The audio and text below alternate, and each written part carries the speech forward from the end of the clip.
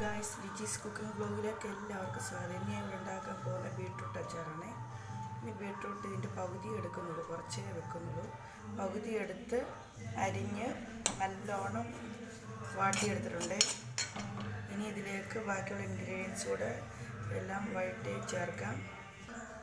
പച്ചമുളക്, കറിവേപ്പില, ഇഞ്ചി വെളുത്തുള്ളി പേസ്റ്റ് ഇതിനെ വാട്ടിയെടുക്കാം.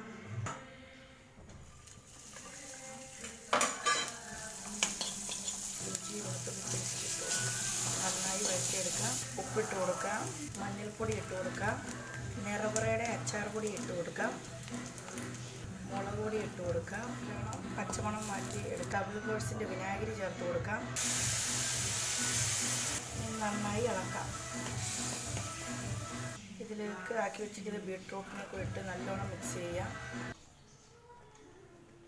ഇനി ഇതിലേക്ക് കായപ്പൊടി ചേർത്ത് കൊടുക്കാം ആവശ്യത്തിന്. ഇനി നന്നായി മിക്സ് ചെയ്യാം. ഏകദേശം ആയിട്ടുണ്ട്. ഇനി ഇതിലേക്ക് കടുക് താളിച്ച് ചേർക്കാം. വെളിച്ചെണ്ണ ഒഴിച്ച് കൊടുക്കാം. നല്ലോണം ചൂടാകുമ്പോൾ കടുക് ഇട്ട് കൊടുക്കാം. ഈ അച്ചാർ വെളിച്ചെണ്ണയിലാണ് ഉണ്ടാക്കുന്നത്. കാരണം 2 ദിവസത്തേക്ക് വേണ്ടിയിട്ട് മാത്രമേ ഉണ്ടാക്കിയിട്ടുള്ളൂ. അതുകൊണ്ട് വെളിച്ചെണ്ണയിലാണ് ഉണ്ടാക്കിയിരിക്കുന്നത്. വെളിച്ചെണ്ണ ചൂടായിട്ടുണ്ട്. കടുക് ഇട്ട് കൊടുക്കാം. ഇനി ഇതിൽ ചേർത്ത് കൊടുക്കാം. ഇതിൽ ചേർത്ത് നല്ലോണം യോജിപ്പിക്കാം. അങ്ങനെ നമ്മുടെ ബീട്രൂട്ട് അച്ചാർ ഇവിടെ റെഡി ആയിട്ടുണ്ട്. നല്ല ടേസ്റ്റിയായ ബീട്രൂട്ട് അച്ചാർ റെഡി.